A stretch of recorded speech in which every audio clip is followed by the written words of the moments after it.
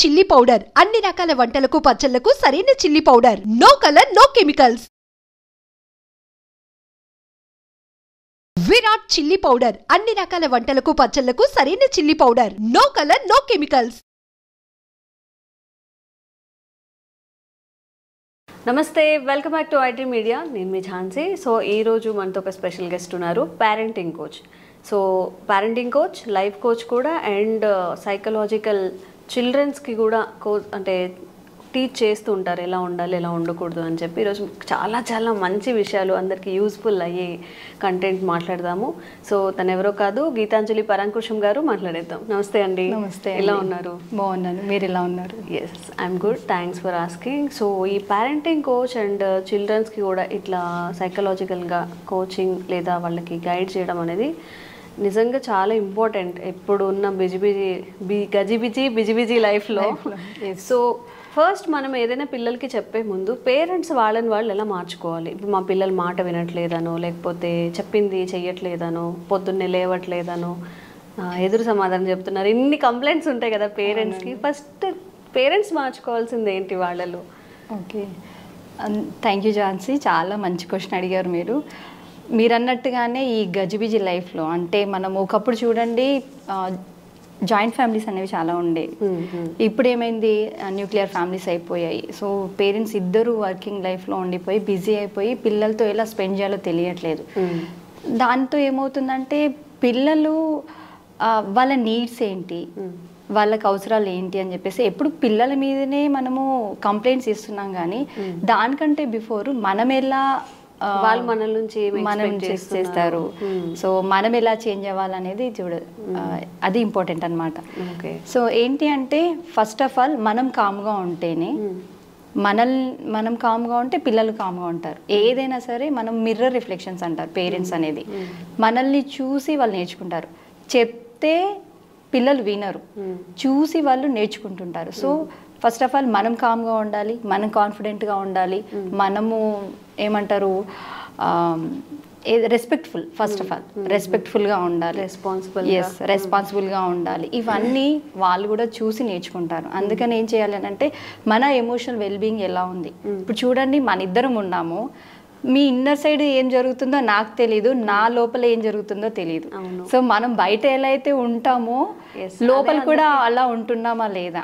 So ఆ inner feelings అనేవి చాలా ఇంపార్టెంట్ అనమాట. సో ఎప్పుడైనా సరే మన ఎమోషనల్ వెల్బీయింగ్, మన స్ట్రెస్, మన ఫియర్, మన యాంగ్జైటీ ఇవన్నీ మన కంట్రోల్లో ఉంటే మనం చాలా కామ్ పేరెంటింగ్ చేయగలుగుతాం. సో అప్పుడే పిల్లలు కూడా కాన్ఫిడెంట్గా ఉంటారు, అండ్ వాళ్ళలో కూడా రెసిలియన్స్ పెరుగుతుంది, ఫియర్, యాంగ్జైటీ ఇవన్నీ తగ్గిపోతాయి అన్నమాట. Okay. So first of all వాళ్ళ బిహేవియర్ని కరెక్ట్ చేసే ముందు మనము కనెక్ట్ అవ్వడం, మనం వర్కౌట్ చేసుకోవడం అనేది చాలా ఇంపార్టెంట్ అనమాట. ఓకే. ఈ వర్కింగ్ ఆన్ అవర్ సెల్స్ అంటే పేరెంట్స్ మీద పేరెంట్స్ వర్కౌట్ చేసుకోవాలి అంటే ఏంటి, అసలు ఏ విషయాల్లో వాళ్ళు మార్చుకోవాలి, చేంజ్ చేసుకోవాలంటే ఏం చెప్తారు దాని గురించి? అంటే మన మీద మనం ఎందుకు వర్కౌట్ చేసుకోవాలి అని అంటే, మనం ఏదైతే ఎప్పుడు చూడండి ప్రజెంట్లో ఉండం, ఆల్వేస్ పాస్ట్లో ఆలోచిస్తాం, లేదంటే ఫ్యూచర్లో ఉంటుంటాం. సో అయితే పాత విషయాల్లో ఎప్పుడైనా సరే మనం బాధపడ్డ విషయాలు ఉన్నాయి అనుకోండి, అవి ఏమవుతాయంటే మనల్ని స్ట్రెస్కి ఫీల్ అయ్యేలా చేస్తుంటాయి. సో ఆ స్ట్రెస్ ఫ్రీగా ఉన్నప్పుడు పిల్లలకి మనం ఏది సరిగ్గా ప్రొవైడ్ చేయలేము. సో ఎప్పుడైనా సరే మనము ఎమోషనల్లీ, మెంటల్లీగా మనం బాగుంటాము అంటే అలాంటి స్పేస్ క్రియేట్ చేసినప్పుడు పిల్లలు కూడా వాళ్ళు సేఫ్ అండ్ సెక్యూర్గా ఫీల్ అవుతారు. ఓకే. అంటే సెల్ఫ్ కేర్కి ప్రయారిటీ ఎప్పుడైతే మనం ఇస్తామో, సో అప్పుడు ఏమవుతుందంటే మన మెంటల్లీ, ఎమోషనల్లీ వెల్బీయింగ్ మీద వర్కౌట్ చేస్తాం, కామ్గా ఉంటాము. సో ఏదైనా సరే పిల్లల టాంట్రమ్స్ని కానీ మనం ఈజీగా హ్యాండిల్ చేయగలుగుతాం అనమాట. ఓకే. సో అందుకని మన మీద మనం వర్కౌట్ చేసుకోవడం అనేది చాలా ఇంపార్టెంట్. ఓకే. సో అందరికి ఈజీగా అర్థమయ్యేలాగా రియల్ టైమ్ ఎగ్జాంపుల్స్ మనం ఇంట్లో జరిగే సినారియోస్లో తీసుకొని ఏమైనా చెప్పగలుగుతారా? ఈజీ ఫర్ అండర్స్టాండింగ్ కదా. అంటే చూడండి, ఇప్పుడు ఒక మదర్ ఉన్నారు, నార్మల్గా పిల్లలు అల్లరి చేయడం అనేది చాలా కామన్. అది భోజనం చేయనప్పుడు కానీ, లేదంటే కావాల్సిన వస్తువు ఇవ్వనప్పుడు కానీ వాళ్ళు ఏం చేస్తారంటే బాగా అరుస్తారు, టాంట్రమ్స్ని యూజ్ చేస్తుంటుంటారు. సో అప్పుడు ఏం చేస్తాము, మనము ఆ అల్లరిని భరించలేక వాళ్ళని కొడుతుంటుంటాం కదా. సేమ్ అలాగే ఒక మదరు సేమ్ ఇలాంటి సిచ్యువేషన్స్ని హ్యాండిల్ చేస్తుంది అనమాట. సో తనకి నేను ఏం చెప్పాను అని అంటే చిన్న చిన్న ఎక్సర్సైజెస్, బ్రీతింగ్ ఎక్సర్సైజ్ చేయడము, జనరల్ చేయడము, సో ప్రజెంట్లో ఉంటున్నారా లేదా అబ్జర్వ్ చేయడము, ఇవన్నీ ఏమో అంటే మెల్లిగా తనలో కాంబినేషన్ తీసుకొచ్చేసాయి. సో యాక్చువల్గా మ్యాజిక్ ఏంటి అంటే అక్కడ పిల్లాడు చేంజ్ అవ్వలేదు, సిచ్యువేషన్స్ చేంజ్ అవ్వలేదు, బట్ తను చేంజ్ అవ్వడం వల్ల మొత్తం అంతా ఎన్విరాన్మెంట్ చేంజ్ అయిపోయింది అనమాట. అంటే మన మీద మనం ఎప్పుడైతే వర్కౌట్ చేసుకుంటామో ఆటోమేటిక్గా మన చుట్టుపక్కల ఉన్న పరిసరాలన్నీ కూడా కామ్ అయిపోతాయి, మనకు తగినట్టుగా అనుకూలంగా మారిపోతాయి అనమాట. సో లేదు అనకుండా అదే స్ట్రెస్లో అదే ప్రాబ్లంతో ఉన్నాం అనుకోండి, మనము సేమ్ అవే సిచ్యువేషన్స్ ప్రాబ్లమ్స్ అవే వస్తుంటుంటాయి. సో మనము సెల్ఫ్ కేర్ తీసుకుంటున్నామా, సెల్ఫ్ ఇంటెలిజెన్స్లో ఉంటున్నామా అనేది తెలుసుకోవడం అనేది చాలా ఇంపార్టెంట్ అన్నమాట. ఓకే. సో మీరు చెప్పినట్టుగా సెల్ఫ్ ఇంప్రూవ్మెంట్ చేసుకోవాలి, సెల్ఫ్ కేర్ తీసుకోవాలి. ఎలాంటి వాళ్ళలో ఈ సెల్ఫ్ కేర్ కానీ అంటే ముందు మనం మార్చుకుందాం అనేది వాళ్ళకి తెలియాలంటే ఏముంటాయి, అంటే వాళ్ళ రిలేషన్ అనేది ఎలా అబ్జర్వ్ చేసుకోవాలి? ఎలా అబ్జర్వ్ చేసుకోవాలంటే ఇప్పుడు చూడండి, పిల్లల మీదకి మాటికి అరవడం, ఊరికే కోపానికి రావడం, తర్వాత గిల్ట్ ఫీల్ అవ్వడం, దాని తర్వాత ఏంటంటారు డే అండ్ నైట్ ఒక సమస్య గురించి పదే పదే ఆలోచించుకోవడము, అండ్ ఏమంటారు వేరే పిల్లలతో కంపేర్ చేయడం. ఇప్పుడు చూడండి, ఒక వేరే పిల్లాడికి మార్క్స్ ఎక్కువ వచ్చినప్పుడు మన పిల్లలకి తక్కువ వచ్చినప్పుడు, లేదంటే కొంతమంది పిల్లలు ఉంటారు చూడండి, వాళ్ళలో డిసిప్లిన్ ఆటోమేటిక్గా వచ్చేస్తుంది. అలాంటి డిసిప్లిన్ మన పిల్లల్లో మనకు కనబడదు అప్పుడప్పుడు.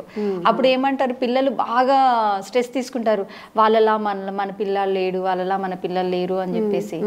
సో ఇలాంటివి ఏమవుతాయంటే పేరెంట్స్లో స్ట్రెస్ని ఎక్కువగా తీసుకొస్తాయి అన్నమాట. సో అలాంటప్పుడు సెల్ఫ్ కేర్ అనేది చాలా ఇంపార్టెంట్. మనము సెల్ఫ్గా వర్కౌట్ చేసుకోవాలి అనేది అబ్జర్వ్ చేసుకోవాలన్నమాట, అప్పుడు తెలుస్తుంది. ఓకే. కానీ ఇది చాలా మంది ఇగ్నోర్ చేస్తూ ఉంటారు కదా. ఇప్పుడు మనం ఎలా ఉన్నాం, మనం వాళ్ళ మీద కేకలేస్తున్నామా, వాళ్ళతో ఫ్రెండ్లీగా ఉంటున్నామా లేదా, ఇదంతా అబ్జర్వ్ చేసుకోరు. ఎందుకు అంటే వర్క్ స్ట్రెస్ అంటారా, రిలేటెడ్ ఇష్యూస్ ఏముంటాయి? యాక్చువల్గా మన సొసైటీలో ఉంది ఏంటండి, పిల్లల్ని బాగా చూసుకో, పిల్లల మీద ఫోకస్ చేయు, వాడు తింటున్నాడా లేదా, పడుకుంటున్నాడా లేదా అని ఇలా కీప్ ఆన్ క్వశ్చన్స్ వస్తూనే ఉంటాయి మన పేరెంట్స్ దగ్గర నుంచి కానీ, ఫ్రెండ్స్ దగ్గర నుంచి కానీ, ఎవరైనా సరే ఫస్ట్ ఫోన్ చేయగానే ఏమంటారు, వాడు తిన్నాడా, వాడిని పడుకోబెట్టావా, ఇలాంటి క్వశ్చన్స్, నీ పని పక్కన పెట్టి వాడిని చూసుకో, వాడిని కేర్ చేసుకో అని చెప్పేసి ఇలాంటి క్వశ్చన్స్ బాగా వస్తుంటాయి కదా. సో అప్పుడు ఏమవుతుంది, ఆటోమేటిక్గా మన ఫోకస్ అనేది పిల్లల మీదకే పోతుంటుంది. సో అందువల్ల మనం సెల్ఫ్ కేర్ ఇగ్నోర్ చేసుకోవాలి అని అనుకోమన్నమాట. కానీ నిజంగా చెప్పాలంటే ఎప్పుడైతే మనం స్ట్రెస్గా ఉంటామో యాక్చువల్గా ప్రాబ్లమ్స్ అప్పుడే స్టార్ట్ అవుతాయి. దానివల్లనే మనం ఇంకా దాన్ని హ్యాండిల్ చేసుకోలేక ఏమంటారంటే మోర్ ప్రాబ్లమ్స్ మనం ఫేస్ చేస్తాం అనమాట. అందుకే సో ఫోకస్ అంతా పిల్లల మీద పెట్టాలి అనేసరికి మన మీద మనము ఇగ్నోర్ చేసుకుంటాం, సెల్ఫ్ కేర్ని మనం ఇగ్నోర్ చేసుకుంటుంటాం. బట్ మేబీ ఇలా చెప్తే అసలు సొసైటీ యాక్సెప్ట్ చేయరేమో. ఏం చేస్తావు అమ్మ కన్న తర్వాత, మరి పిల్లల మీద కాక ఏం చేస్తావు, ఇలాంటి క్వశ్చన్స్ వస్తూ ఉంటాయి. వాళ్ళకి ఏం సమాధానం చెప్తారు చెప్పండి మీ వేలో? ఎస్, కన్న తర్వాత చూడండి, నేను ఇక్కడ ఒక చిన్న ఎగ్జాంపుల్ చెప్తాను.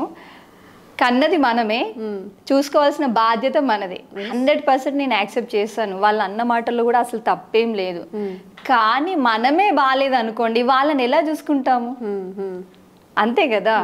సో ఇప్పుడు మన దగ్గర ఇచ్చేంత కెపాసిటీ, ఎనర్జీ లేదు, మనం వాళ్ళని ఎలా చూసుకుంటాము?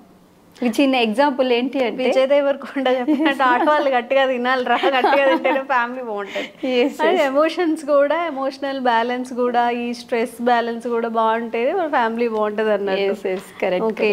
కానీ బట్ మన వాళ్ళకి అర్థం అవ్వాల్సినట్టు అర్థం అవ్వదు. 24 గంటలు పిల్లల్ని చూసుకోవాలి లేదా టోటల్ వాళ్ళకే టైం ఇవ్వాలంటే నువ్వేం చేస్తావు అని పెద్ద క్వశ్చన్ మాట్లాడుతున్నాను. కరెక్ట్. ఓకే. సో కొంతమంది పేరెంట్స్ ఉంటారు, మీరు అన్నట్టు స్టార్టింగ్లో చెప్పినట్టు బిజీగా ఉంటారు, వాళ్ళిద్దరూ ఆఫీసులకు వెళ్ళాలి, మార్నింగ్ వెళ్తే ఎప్పుడో ఈవినింగ్ వస్తారు.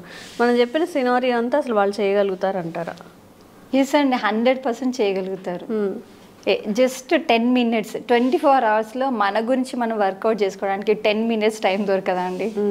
సో ఏదైతే మెంటల్ వెల్బీయింగ్ అంటే మన గ్రోత్కి, మన ఫ్యామిలీ గ్రోత్కి, మన పిల్లల గ్రోత్కి యూజ్ అవ్వాలి అని అంటే మనము ఎమోషనల్ బ్యాలెన్స్ అనేది చాలా ఇంపార్టెంట్. దాని గురించి ఒక 10 minutes కేటాయించుకోలేమా? సో పిల్లల 10 కోసం, minutes. వాళ్ళ కోసం, ఫ్యూచర్ కోసం. ఎస్. సో అలాగా అంటే జస్ట్ ఏం అక్కర్లేదండి, ఒక్క 10 minutes మార్నింగ్ లేకగానే మనం ఏం చేస్తున్నాము. సో చిన్న మెడిటేషన్ కానీ, చిన్న ఏమంటారు ఎక్సర్సైజెస్, డాన్స్ కూడా చేస్తే అంటే బాడీలో మూమెంట్స్, సైకలాజికల్గా ఏంటి అంటే బాడీలో మూమెంట్స్ మనం ఎప్పుడైతే ఇస్తామో ఆటోమేటిక్గా మనలో హ్యాపీ హార్మోన్స్ రిలీజ్ అవుతాయి. సో హ్యాపీ హార్మోన్స్ రిలీజ్ అయింది అని అంటే ఈ ఎమోషనల్ బ్యాలెన్స్కి మనం చెక్ పెడతాం అనమాట. చిన్న చిన్న మూమెంట్స్ మన మీద మనం వర్కౌట్ చేసుకోవడం. సో ఇలా నేనేమంటానంటే self care is very very important అంటాను. సో చూడండి, మనం hospitals for example as a ఉమెన్గా మనకి ఎన్నో ఉంటాయి, పిల్లల్ని చూసుకోవాలి అని చెప్పేసి చాలామంది ఉమెన్ 10-11 వరకు బ్రేక్ఫాస్ట్ చేయరు. ఈవెన్ నేను కూడా అలా ఉండేదాన్ని. ఓకేనా, అప్పుడు ఏమవుతుంది, మన ఎనర్జీ మొత్తం అక్కడే పెట్టేసాము. దాని తర్వాత ఏమైనా చెయ్యాలి అని అంటే మనకి ఎనర్జీ ఎక్కడ వస్తుంది? అదే మనము ముందుగా ఎనర్జెటిక్గా ఉంటే ఏదైనా సరే పిల్లలకి సర్వ్ ఈజీగా చేయగలుగుతాము. ఓకే, సో ఇలాంటి చేంజెస్ చేసుకోవడం వల్ల మీరు అంటే మీ లైఫ్ స్టైల్లో చేంజెస్ చేసుకున్నారు, లేకపోతే మీ స్ట్రెస్ లెవెల్స్ని మేనేజ్ చేసుకున్నారు, ఇది పిల్లల మీద ఎలాంటి ఇంపాక్ట్ చూపిస్తుంది? సో నేనేమంటాను అంటే హ్యాపీ ఎన్విరాన్మెంట్ పిల్లల గ్రోత్కి, వాళ్ళ కాన్ఫిడెంట్ లెవెల్స్ని, వాళ్ళ రెలిజియన్స్ని అన్నిటినీ పెంచుతుంది అనమాట. Okay, so happy environment create అవ్వాలి ఇంట్లో అని అంటే ఫస్ట్ ఆఫ్ ఆల్ మనము హ్యాపీగా ఉండాలి.